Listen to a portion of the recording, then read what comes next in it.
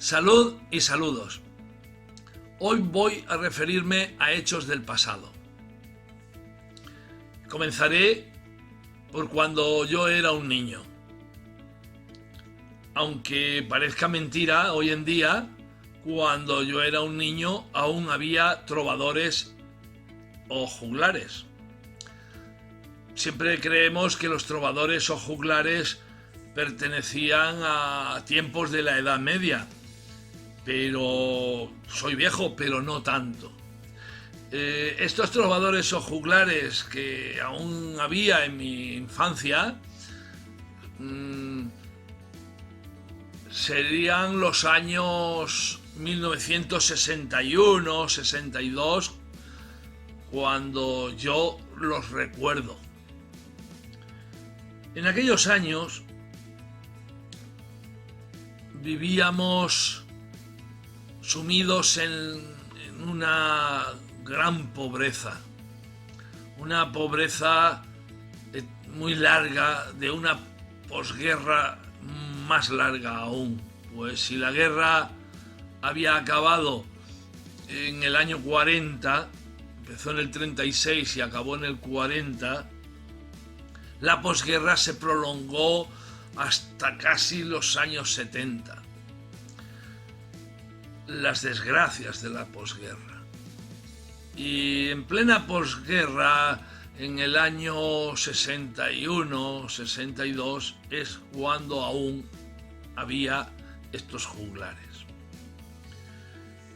Y en aquellas fechas había aún muchísima gente que no sabía leer ni escribir. En los barrios de los pobres ni sabíamos que hacía décadas que se había inventado la televisión. Decía una canción: pronto llegará la televisión, pronto llegará. Pero aún así tardó bastantes años en llegar esa televisión que decían por la radio en una canción muy famosa del momento. De hecho, en el año 69 aún vi yo la llegada del hombre a la luna. La vi en una televisión blanco y negro a través de una ventana, pues las vecinas que ya tenían televisión, y estamos hablando ya de muchos años después de la guerra, las vecinas que tenían una televisión, decía, ponían su televisión en una ventana y acercaban la televisión a la ventana, abrían la ventana y los vecinos nos poníamos con nuestras propias sillas o de pie a ver la televisión desde la calle. Por supuesto, esto ocurría en los veranos y en hechos muy importantes. Incluso, ya digo que así es como yo vi la llegada del hombre a la luna, esa maravillosa película que nos pusieron. Viéndola en blanco y negro a través de una ventana desde lejos, pues, y encima de la malísima calidad que ya tenía la transmisión, pues todo el mundo se lo comió con patatas, aquella gran mentira que nos echaron y nos hicieron creer que era verdad. Aquellos años del hambre que me he referido eran tales que había gente que no tenía más que comer que hierbas del campo y después morían con el vientre hinchado de haber comido hierbas que no eran tan comestibles como ellos pensaban. Los años del hambre, a pesar de que Argentina nos mandaba barcos de trigo, resulta que aquí también se decía que para que escarmentásemos y no tuviésemos más ganas de rebelión, pues nos hicieron pasar mucha hambre y muchas necesidades. En aquellas fechas ya existía, como he dicho, la radio. Al principio era una simple piedra de galena que se hacían los pobres para poder escuchar más ruido que voces, pero era lo que había. Y también había periódicos, pero evidentemente los tenía quien podía, no todo el mundo tenía en su casa un periódico, se pasaban de una casa a otra y a lo mejor se leía el periódico que ya correspondía a la semana pasada o a un mes anterior. Había un periódico que se dedicaba solo y exclusivamente a los crímenes más famosos, a relatar todos los más tremendos crímenes. Se llamaba El Caso y aún se llama, aún existe este periódico. En mi casa estaba mal visto leer este periódico, pues según mi padre era un signo de incultura. Prefería leer otros más completos, que hablaban de todo en general. Y creo que tenía razón, pues además ya teníamos suficientes penas como para querer saber de otras desgracias. Pero, como he dicho, a pesar de que ya había radio, a pesar de que ya había periódicos, aún quedaban juglares o trovadores. Estos iban por los pueblos narrando los crímenes más famosos, mostrándolos en un mural con las viñetas según los iban narrando. En mi pueblo se ponían en la puerta del mercado municipal o mercado de abastos. Y allí, cuando iba con mi madre a la compra, yo me quería quedar siempre a escuchar el crimen y mi madre casi nunca me dejaba. Pero allí ellos contaban los crímenes más importantes, canturreando con un ritmo muy machacón, muy mal cantado y muy característico de todos ellos. Hoy yo seré el trovador, yo lo haré igual de mal que ellos, por supuesto, y, y procuraré hacerlo tal y como ellos lo hacían, narrando y canturreando un horroroso crimen titulado La Termita, un horroroso crimen que sucedió en el año 2001.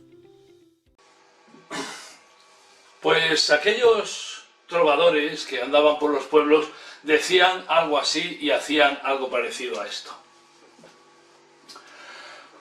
Voy a contarles, señores, lo que pasó en Nueva York cuando el Imperio Tres Torres con su gente derribó. La termita es un bichito que se come la madera y también un explosivo que tira torres gemelas. Nos pintaron aviones pilotados por los moros que cortaban el acero atravesándolo todo. Una peli de terror con sus bombas y explosiones, una peli muy mal hecha con varias demoliciones. Demolieron las dos torres y también la torre 7. Casi nadie sabe esto, otra prueba de que mienten. Hubo muertos muy reales, entre obreros unos miles, varios cientos de bomberos y unos miles de civiles.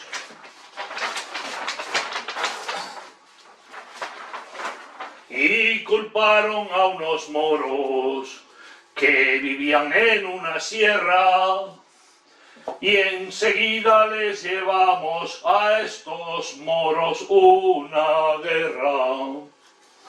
Los culpables mandamases, gobernantes de naciones, en su casa tan contentos hoy se tocan los cojones.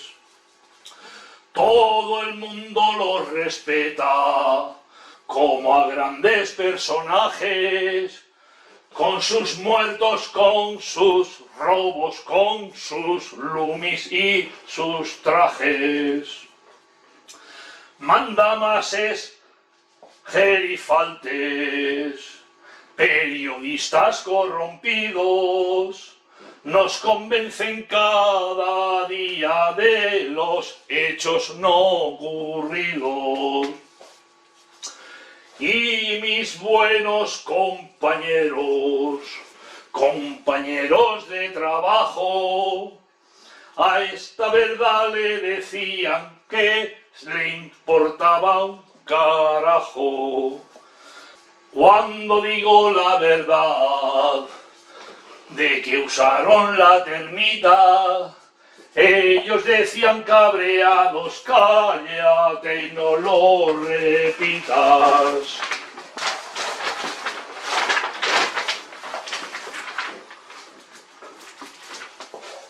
La termita es un bichito que se come la madera y también un explosivo que tira torres gemelas. Y aunque todos crean que fueron unos moros en aviones,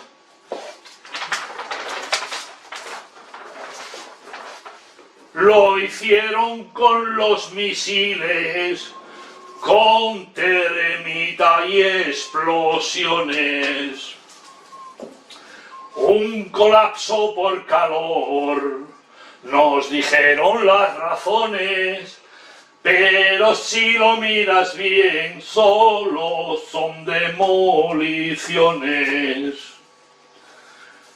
Muchos son los que no creen esta historia que yo cuento y prefieren las mentiras de asesinos los muy lerdos. A estos malos hoy las masas los envidian y respetan. Es el mal que los corroe, muy mal karma les espera. Dios me libre de los tontos y los malos, y me lleve pa' otro mundo donde estos estén ralos. Que sea así. Y cuando escribí este trobo, después de este suceso tan descaradamente terrible, tan cruel como mentiroso, un auténtico autoatentado y un atentado de falsa bandera de libro, que posteriormente fue seguido con muchos otros hechos terroristas igualmente más falsos que los evangelios. También creí necesario escribir este epitafio, esta nota necrológica que decía así: la verdad ha muerto. En la autovía AV, autovía de la vida, ha ocurrido un terrible accidente. La mentira ha colisionado frontalmente contra la verdad. La mentira circulaba a gran velocidad e indebidamente en sentido contrario cuando se estrelló contra la verdad. Pero la mentira ha salido ilesa, casi ilesa, de este trágico accidente. Y la verdad, desgraciadamente, ha fallecido en el acto. Viajaban con la verdad, la justicia, el honor, la realidad, la educación, la lógica, la moral, la sabiduría, entre otras muchas más de sus amistades.